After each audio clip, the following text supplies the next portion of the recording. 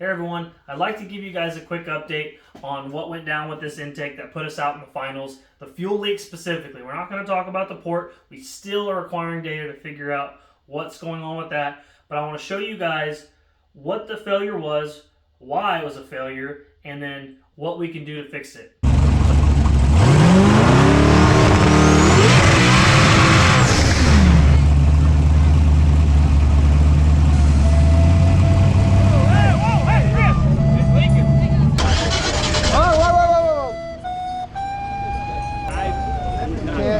Can't do anything. I mean,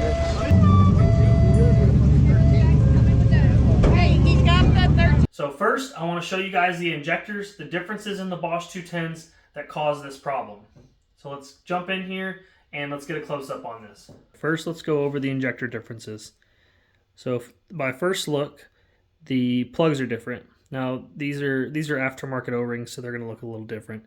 But let's look at the plug. So these are both, to my understanding, genuine Bosch 210s. One is the Denso plug, the other one the EV6, and no problem there, just a different plug. But if we flip them over, we're going to see where we're going to find the difference that caused our issue. So if you look at the top, this little O-ring retainer, stopper, whatever this is called, it's a much different diameter from one than the other. And what's happening is there's a little boss in this intake, you see right there, and this injector fits just fine. It stops at this plastic piece and keeps it from protruding any further. This one, on the other hand, is much smaller, penetrates through this injector boss and causes an issue. So I'm going to get a close-up on what that actually looks like. Alright, so as you can see here, this is the one with the larger stopper thingamajig. Okay, goes down and stops. Let's get it zoomed in a little bit. Alright, so it goes down and stops, just like that. So this is the one with the larger stopper, or stop, whatever you want to call it, holder. And look at that one. That is a problem. A much different height. And enough to cause a leak. Now, it doesn't push it all the way out of this rail. You can't really see the O-ring, but it's the rail here is tapered, and it's significant enough to lose that seal and cause a leak. So we move this up and down, you know, has enough play, be happy, but it doesn't push all the way out. This one, on the other hand, if you look, now it's got quite a bit, and although it does not come all the way out, it is enough to cause an issue. So let's get over and see what Snow Performance sent us. Alright, so we got a couple different products here, and I'm going to get into why that we got these spacers, and then of course the clips that go with the spacers. But these little guys, did not know they made them. You know, they're supposed to slide in over the bodies. And it looks like you probably need to take that off. Okay, so let's see here. There we go. So that's going to slide over the body of the injector, and what I believe this was originally designed for, which is for intakes that had no boss at all, that the injectors kind of protruded through, almost like we're having, you know, the issue that we're having here. But it's designed to stop, I believe, at the intake and not necessarily the boss in the bottom, you know, if it were not to exist. So let's see what that does for us. All right, so let's get a close-up. All right, there's our you know, Denso Bosch 210, which, I mean, had I known this was an issue, I honestly would have just got these, because they're the same price. But look at that. I think we got a winner. Cool. Man, this is going to be great. I don't have to switch intakes. Okay, so now we're going to get into phase 2 of the products we got. So let's get into the second product that we got from Snow Performance and why it is that we need these injector hats. Now, typically I want to have the least amount of failure points as possible, meaning O-rings, but there's a big issue with this low-mounted rail. And the issue is when we ran into that issue during competition, we thought that maybe I nipped an O-ring or something was wrong with the O-ring, so we needed to get the injector rail off to inspect it. Well, those are so low on the intake that you can't get these bolts out without removing the valve covers, and my turbos are actually in the way of the valve covers. So that's kind of a big maintenance issue, or not maintenance, but an issue if you were to need to get the rails off in a hurry. So what we want to try to do, I believe these to be the right length. We test fitted a couple that we had laying around, and we're going to see what kind of height we have when we install our shim spacers, whatever these things are called. What are these called? Injector spacers?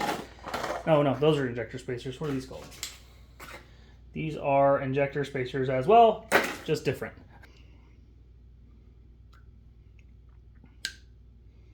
Very good.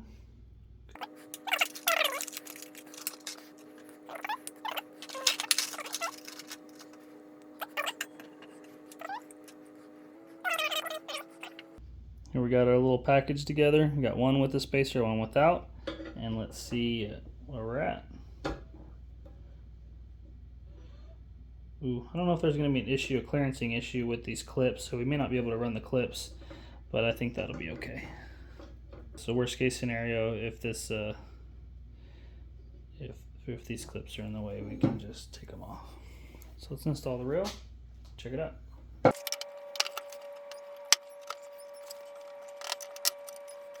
Okay. All right, we got both of them in there and the bolts in. It looks like, oh, perfect. Okay, so it looks like the clips don't seem to want to interfere with each other. Very close, but they don't want to interfere. We have a similar, so we have the similar issue here on the side without the spacer. But this one, oh, yeah, perfect. All right. Sweet, that's gonna be a perfect fix. And it looks kind of cool. So good deal. I feel a lot better. These spacers or these clips will work on here. So that'll be nice. So we're gonna pull the rails off the other intake, install the taller brackets, put our spacers as well as our hats. So we're gonna have a much more serviceable fuel rail as well as one that doesn't leak, more importantly. And before we close out, I'd just like to get kind of a close-up of all these parts. These are actually seem to be very well machined. They got a nice chamfer as fuel's going to go in there. O-ring pops on really good. But yeah, these are actually really nice. It's got a nice chamfer for your O-ring to slide in real nice. And these have very minimal lubrication on them.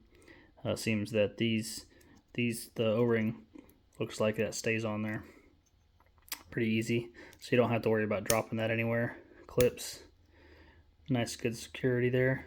So yeah, that's pretty sweet. There we go. Well, there you have it, guys. A relatively simple fix for what could have been a very large problem.